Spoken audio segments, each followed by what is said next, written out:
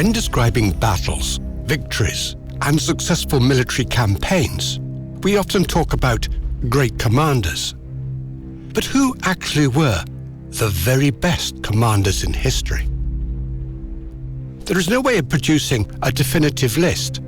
One commander is not necessarily better than another because he won more victories.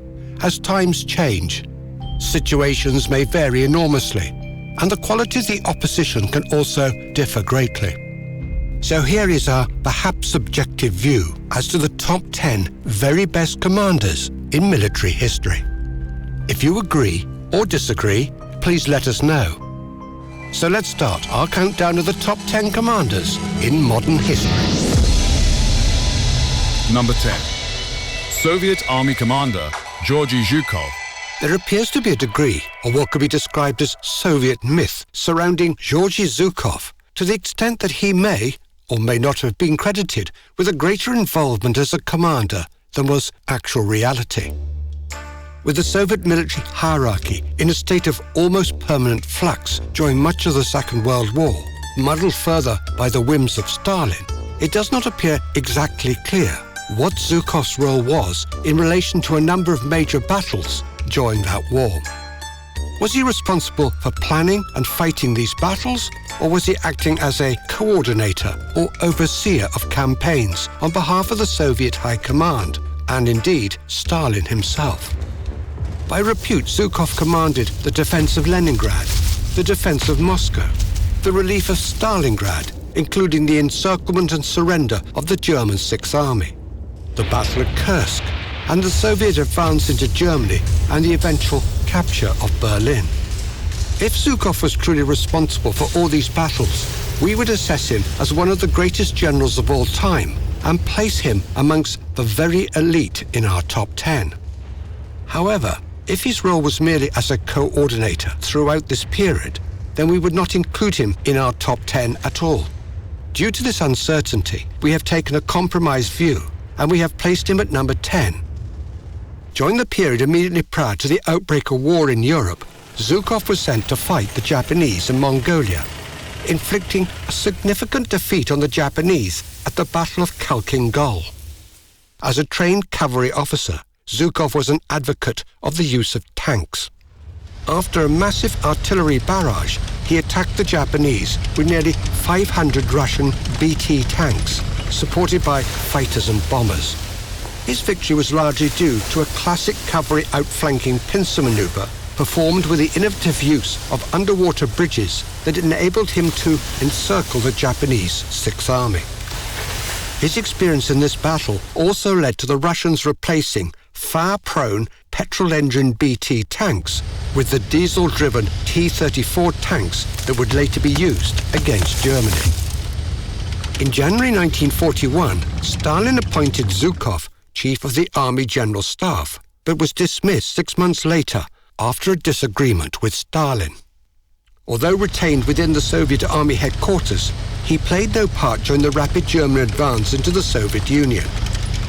However, when the Germans threatened to capture first Leningrad and then Moscow, Zhukov is understood to have been given command of each city's defenses. At Moscow, he is also credited with organizing the counterattack against the Germans. Following his success in saving Moscow, in August 1942, Stalin appointed Zhukov Deputy Commissar of Defense and first Deputy Commander-in-Chief of Soviet Armed Forces, a position he retained until the end of the war. He was then sent to take charge of the defense of Stalingrad, where, together with General Alexander Valsovensky, it is claimed that he was responsible for the encirclement and surrender of the German Sixth Army. Zhukov was also, according to his memoirs, the main architect of the Soviet victory at Kursk, playing the central role in the planning of the battle and the hugely successful Soviet offensive that followed. However, the commander on the Soviet Central Front, General Konstantin Rokossovsky, always maintained that the planning and the decisions for the Battle of Kursk were made without Zhukov.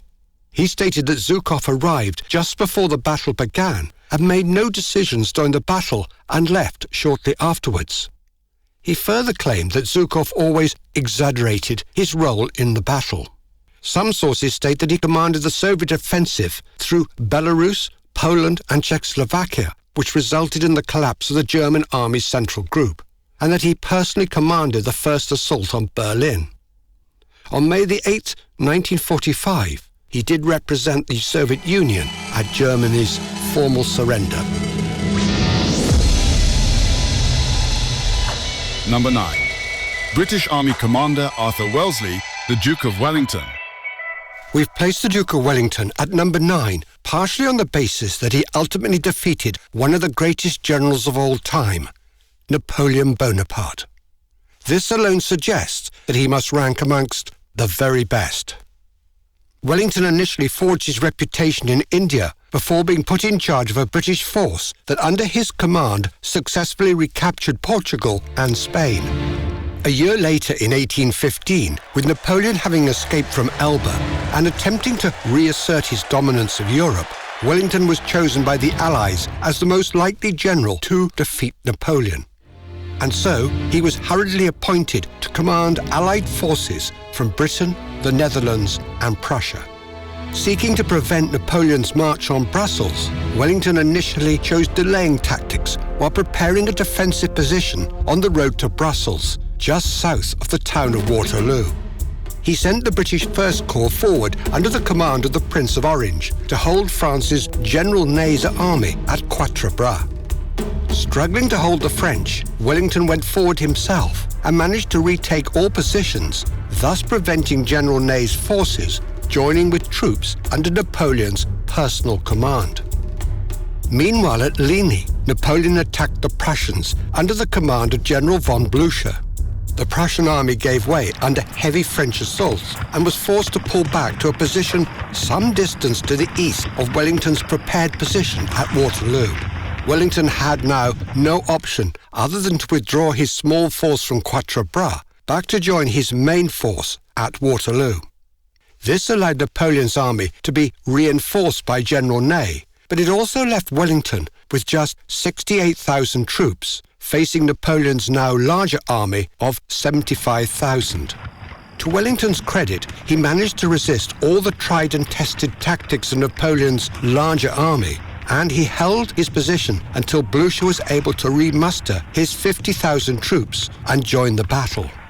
This would prove to be one of the most pivotal battles in European history. Number 8. British Air Commander Sir Keith Park. Keith Park is the only airman to appear in our list. Opportunities for air commanders are limited by the comparative recent addition of air operations to warfare. But this British commander from New Zealand led the RAF to victory in two extremely pivotal air battles of the Second World War. Park was amongst the very few who before the Second World War foresaw the growing necessity of using fighter planes to control airspace. As a result, his knowledge and understanding of fighter strategies and tactics was far advanced of largely bomber-based colleagues. He assisted Hugh Dowding as his Chief of Staff in establishing the Dowding system before being promoted by Dowding to operational command for the Battle of Britain, inflicting upon Hitler his first setback of the Second World War. Park's role in Malta was equally crucial. His control of the skies above Malta prevented Germany's invasion of the island and enabled the Allies to implement their strategy in the Mediterranean. With 2 victories in 2 aerial pitched battles, we rank Keith Park as the most effective air commander of the Second World War. Number 7. American Unionist Army Commander Ulysses S. Grant. Ulysses Grant was the standout commander of the American Civil War. Over a 3-year period, starting in 1862, he won a series of victories against the Confederate Army. Grant had been a professional soldier with previous experience in the Mexican-American War. After leaving the U.S. Army, he joined the Union Army 6 years later, shortly after the Civil War had begun. He quickly rose to prominence in securing victories in the Western Theater before leading the Vicksburg campaign that gave the Union forces control of the Mississippi River. He was promoted by President Abraham Lincoln to the command of all Union armies after his victory at Chattanooga.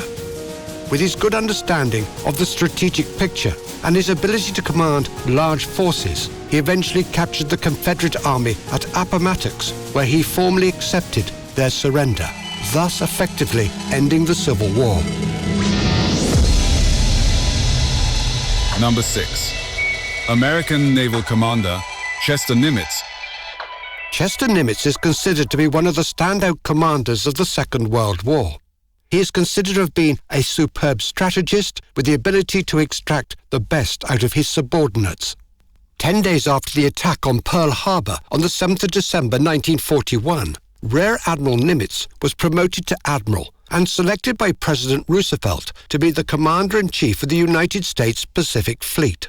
3 months later, he was given the additional role of Commander-in-Chief Pacific Ocean Areas, with operational control within that area of all Allied units, whether Army, Navy or Air Force. Following a strategically inconclusive action in the Battle of the Coral Sea on the 4th of June 1942, the Japanese began bombing the US-held atoll in the Pacific Ocean known as Midway. Expecting a response, the Japanese planned to ambush the US Pacific Fleet when it arrived to defend the island. However, unknown to the Japanese, US codebreakers had uncovered the Japanese plan, allowing Nimitz to prepare an ambush of his own. Swiftly he dispatched a large force under Admiral Frank Jack Fletcher to Midway, arriving there before the Japanese. Taken by surprise, the Japanese found themselves under attack from land-based planes on Midway and carrier-based planes from the US fleet. All 4 Japanese aircraft carriers in the battle were sunk, together with the loss of all their planes and many irreplaceable, well-trained and experienced pilots, plus 1 heavy battle cruiser. The US lost 1 aircraft carrier, the Yorktown, and 1 destroyer. This was a major victory for the Americans and a turning point in the war in the Pacific. Nimitz was now able to implement his island-hopping strategy. He bypassed heavily defended Japanese islands and sought to capture strategically important but less well-defended islands where he could establish air and naval bases. Working his way closer and closer to the Japanese homeland, the Japanese-held bypassed islands became weaker as Nimitz's control in the air and on sea increased. This strategy led to the capture of the Solomon Islands, the Gilbert Islands, the Marshall Islands, the Marianas, and, in support of Douglas MacArthur, the Philippines. The capture of Saipan and Guam in the Marianas provided crucial bases for B-29 Superfortress bombers to reach Japan itself. Whilst his strategy was intended to prevent excessive US casualties, this became more problematic the closer the Americans got to Japan. Nimitz's capture of critical targets in Iwo Jima and Okinawa did experience high casualty rates. We have now reached the top 5 of our countdown. These are the 5 commanders that are in a league of their own. They are the commanders that not only advanced new military strategies and tactics, but were responsible for changing the way battles were fought and altering the destination of history. Number 5. British Army Commander John Churchill, the Duke of Marlborough. Marlborough was responsible for establishing the battlefield reputation of the British Army in the early 18th century, enabling Britain to emerge as a front-ranked power. He gained valuable military experience in countless campaigns during the latter part of the 17th century. He also, during that time, undertook the modernisation of the English army, creating a world-class military machine. The death of William of Orange in 1702, sovereign of both Britain and the Netherlands, left a void in the military leadership of the alliance against Francis Louis XIV. It was Marlborough who filled this void, assuming command of both the British and Dutch armies. This alliance, joined by Austria, whose army was commanded by Prince Eugene of Savoy, fought France and her allies in the War of Spanish Succession, with the aim of preventing Louis XIV from dominating the continent and seizing the throne of Spain. Marlborough's upgraded and modernised English army would consistently outfight France and her allies, resulting in a series of famous victories. His most notable campaign came when he managed to free himself from the recalcitrant Dutch officials and marched his English army south from Belgium into Bavaria. Here he linked up with Prince Eugene, conclusively defeating the French and Bavarian armies at the Battle of Blenheim. 2 years later, back in the Low Countries with his Dutch allies, he won an even more decisive victory against the French at the Battle of Ramillies. And later he followed this up with further victories with the help of Prince Eugene at Oudenarde and Malplaquet, thus ending Louis XIV's attempt to dominate Europe. Training and logistic planning were Marlborough's hallmarks, resulting in him being known by his troops as Corporal John. But it ensured that his campaigns went as smoothly as possible, that morale within his troops was high, and it enabled him during a battle with his knack of good timing to make judicial use of reinforcements to underpin successes. He possessed a great ability to read ground, giving him the ability to maneuver his troops without the enemy realizing. As such, many military historians have argued that he is unequaled as a battlefield commander. Number 4. Swedish Army Commander and Monarch, Gustavus Adolphus. Gustavus Adolphus, also known as Gustavus II, King of Sweden, is often referred to as the father of modern warfare. He changed the organizational nature of his army, making it operationally more flexible, thus enabling him to make better tactical use of his troops within a battle. In doing this, he developed the first modern professional army. Light mobile artillery, more easily movable infantry, and integrated cavalry maneuvers were used to create very aggressive tactics where attack was preferred to defense. Effectively, this was the beginning of combined arms warfare and laid the foundation for military practice for the next 200 years. It also included the creation of the pyramidal structure within all modern armies. It is his innovations and the consequential great change in warfare that we have separated modern from more ancient commanders in drawing up our top 10. When Gustavus Adolphus became King of Sweden in 1611, his country was already fighting 3 wars. One was against Denmark and Norway, another against Russia, and a third against Poland and Lithuania. The latter was the most problematic because it was caused by his father's usurpation of the Swedish throne as a Protestant in a Protestant country in preference to the incumbent Roman Catholic king, who was backed by the Lithuanians and Poland. The ramifications of this dispute would rumble on throughout the 17th century. It also fed into the 30 Years' War, one of the most destructive wars the continent of Europe would ever witness. With tensions already rising in Northern Europe between Protestants and Catholics, in 1618 the Protestant elector of the Palatinate seized the throne of Bohemia from the Catholic Holy Roman Emperor.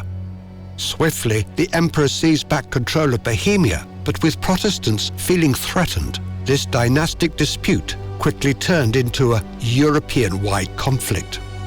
Gustavus entered the war to shore up his own power base as a Protestant monarch, and also as a way of seizing control of trade in the Baltic area. In June 1630, he landed his Swedish army in Pomerania. The following year, he completely routed the Imperial Catholic League army at the Battle of Breitenfeld. Shockwaves reverberated across Europe as Gustavus's new Swedish combat methods destroyed the traditional Hispanic German-based pike and shot tactical formations. Gustavus then pushed south with the remnants of the Imperial Catholic League fleeing before him. By April 1632, the Swedish army had reached Bavaria, where they again defeated the Imperial Catholic army at the Battle of Rhein, enabling Gustavus to capture Munich. During that summer, Gustavus continued his campaign in Bavaria with the aim of pushing on towards Vienna, the capital of the Holy Roman Emperor. In late autumn, Gustavus fell upon the Imperial army at Lutzen. Morning mist robbed him of total surprise and gave the enemy time to organize. A fierce battle raged all day, but as the day ended, it was clear that the Swedes had won an important and dramatic victory. However, as dark fell, Swedish soldiers found, wandering aimlessly alone amongst the desolation of the battlefield, the white charger that Gustavus always rode in battle. Gustavus, while leading a cavalry charge, had become separated from his men and had perished in the melee. Under Gustavus Adolphus, Sweden became one of the most powerful military forces in Europe, remaining so for much of the remainder of the century. Number 3. Prussian army commander and monarch Frederick the Great. Frederick II, King of Prussia, was renowned for his patronage of the arts and his views on 18th century Enlightenment. However, he is probably best remembered as an outstanding general. He reorganized the Prussian army and devised new tactics like the oblique attack, bringing his country considerable military success during the Silesian Wars, the War of Austrian Succession, and the 7 Years' War. Under Frederick, Prussia became a major military power in Europe.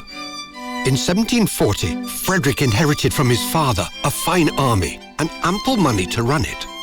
Shortly afterwards, the Holy Roman Emperor died, leaving his daughter, Maria Theresa, as heir. Her army was weak, and she faced considerable opposition across Europe as to whether a woman should be permitted to be the Holy Roman Empress. Frederick seized the opportunity by invading Silesia, a neighboring province owned by Maria Theresa. In his first battle, he defeated the Austrians at the Battle of Molwitz in April 1741. Maria Theresa was, at the time, threatened by a hostile coalition of France, Spain, and Bavaria, and so permitted Frederick to occupy North Silesia.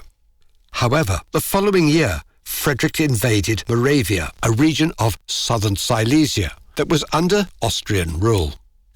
His victory at the Battle of Chotudzitz in May 1742 forced Maria Theresa to cede almost all of Silesia to the Prussians, while she concentrated her efforts against France and Bavaria.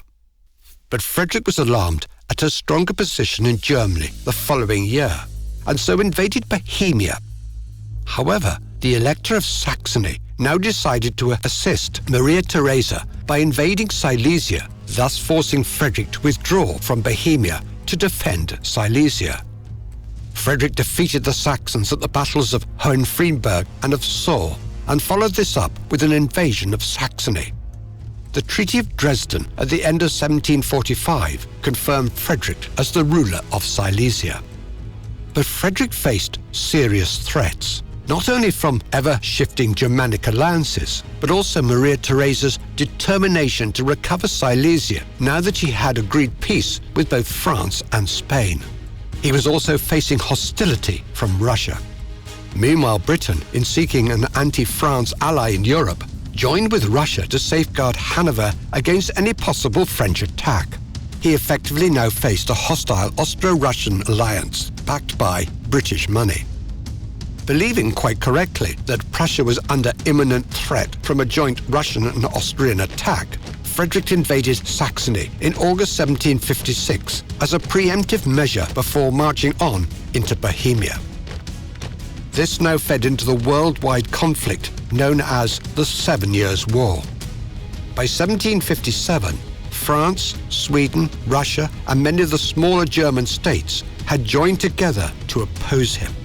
His campaign in Bohemia collapsed after a serious defeat at the Battle of Kolin, but brilliant victories over the French at the Battle of Rossbach and then the Austrians at the Battle of Leuthen partially re-established his position.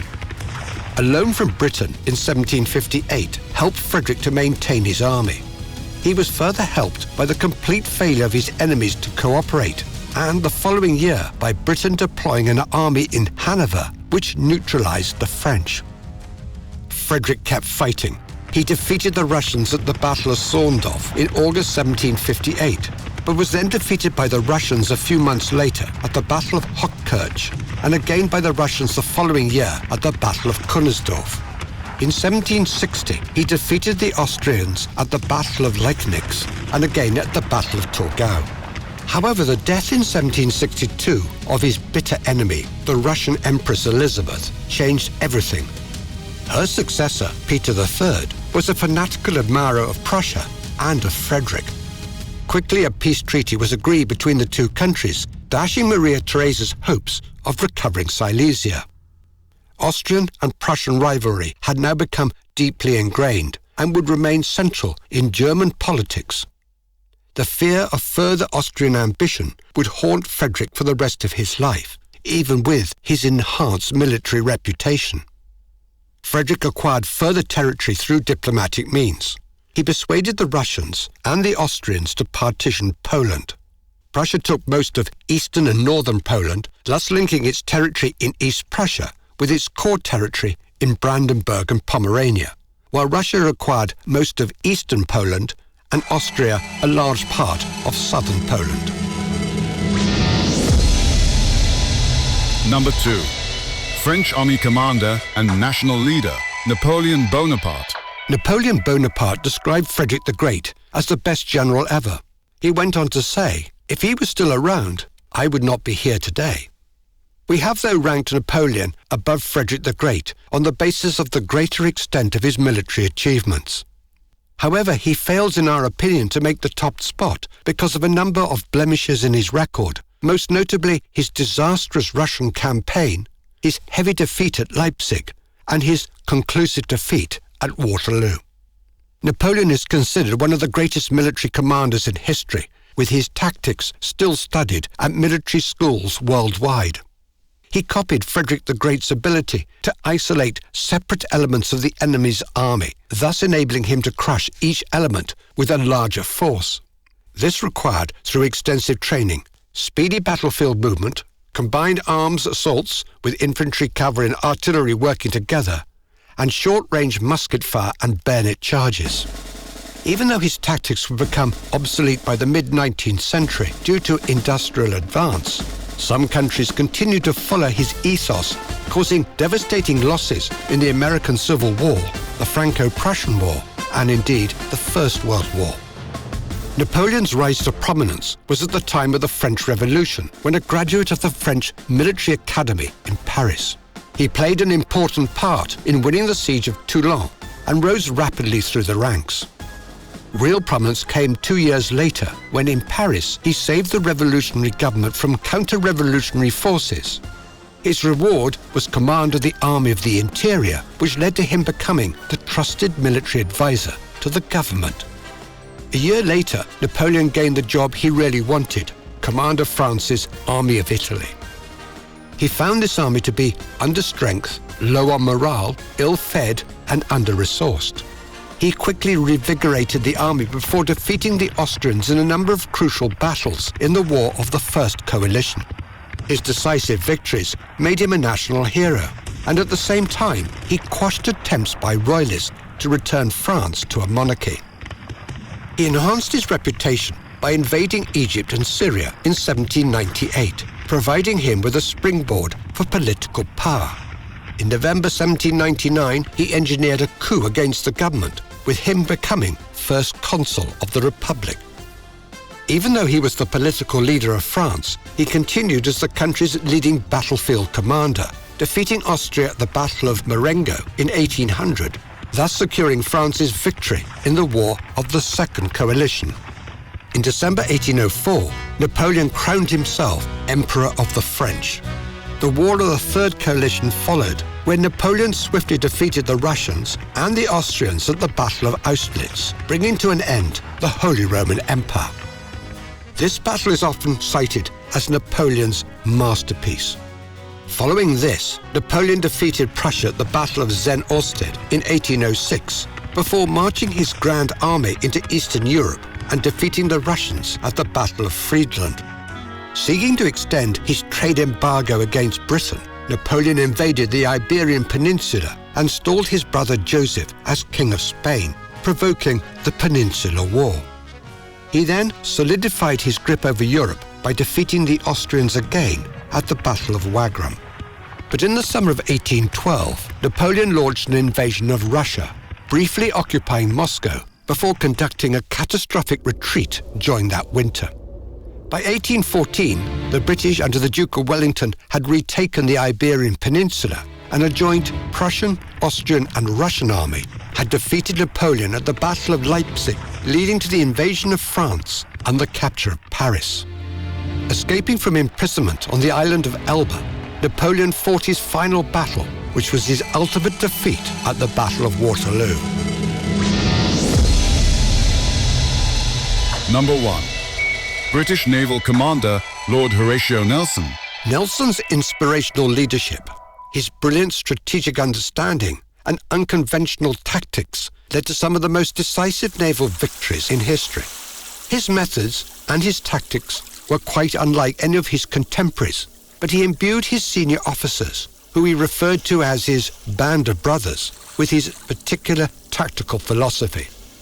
This enabled him to engage the enemy at close quarters, confident they would be able to outsmart any enemy counter-maneuver. The first real evidence of Nelson's alternative tactical approach was at the Battle of Cape St. Vincent in 1797, when as a commodore in Admiral Jervis's Mediterranean fleet, he broke from the line of battle to intercept and attack the van of the Spanish fleet.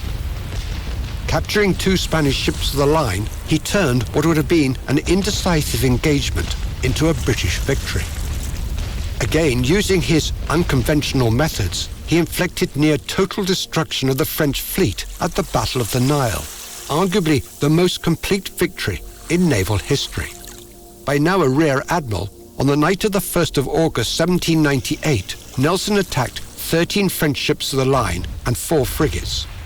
Just 2 French ships of the line and 2 frigates would escape the carnage typified by the explosion of the French flagship L'Orient. The remaining French ships were either captured by the British or destroyed, and to complete the victory of the 4 ships that escaped, 3 were to be captured by Nelson over the next few days.